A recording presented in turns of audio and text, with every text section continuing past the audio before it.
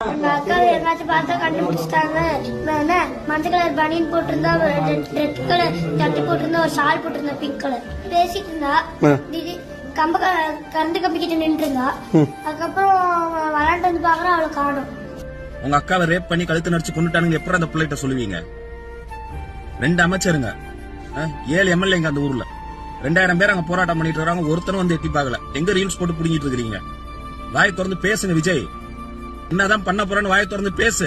ஒரு பிரஸ் மீட்ட கூட, பதவி எடுத்து 20 நாள் ஆக போகுது, ஒரு பிரஸ் மீட்ட கூட.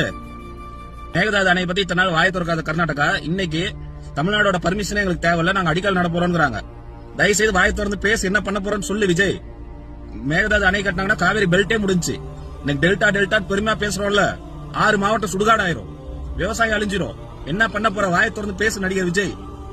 ரோட்டோரா இருக்க கரையில உங்க கட்சிக்காரங்களா மாமூல் கேக்குறானுங்க. என்ன பண்ண போறீங்க? வாய் திறந்து பேசுங்க. இந்த வெய காலத்துல பல மாவட்டத்துல 4 மணி நேரம் 8 மணி நேரம் மக்கள் கரண்ட் இல்லாம தவிக்கிறாங்க.